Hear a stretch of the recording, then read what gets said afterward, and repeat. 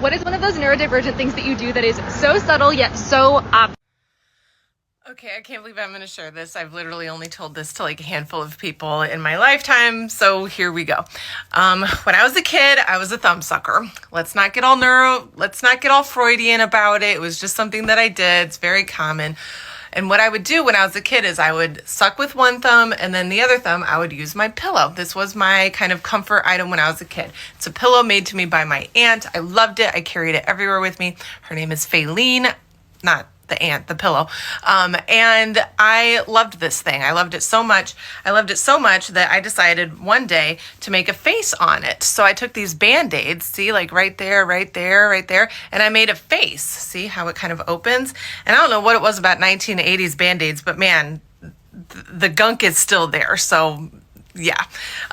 So what I would do is I would suck my thumb over here, and then over here I would make a point out of the like opening, right? So I would take this and I would make a point like that, and then I just kind of rub it on my fingers. It kind of tickles, but it also just feels kind of soothing in some way. I can't really describe it. It's almost like I have this itch inside of my system, and when I do it, it scratches that itch, right?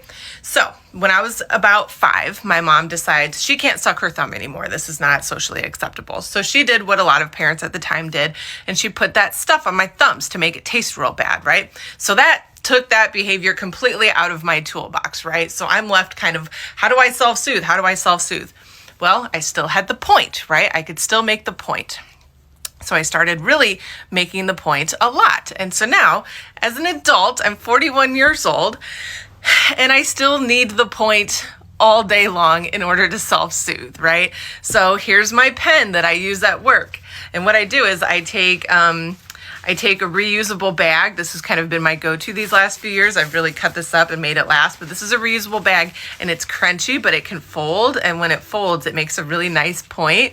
And so I cut up little strips of it and I put them places. So I put this on my pen. So I have had a couple patients over the years ask what's going on with my fingers, and I say this is just one quirky way that I self-soothe. So I make a point. I mean, I'm doing it right now just as I talk. I don't even notice that I'm doing it. And I just kind of put it on my finger, and that feels good. I have them on hoodies, on the strings of hoodies. I have them on the string of pajama pants in case I don't have a pen nearby or I don't have Faylene nearby. I'm literally doing this to self-regulate and self-soothe from the time I get up to the time I go to bed. And I have talked to a couple therapists that I've had about it, a couple psychiatrists about it, and it's not one that I'm really interested in changing. I kind of like it about myself.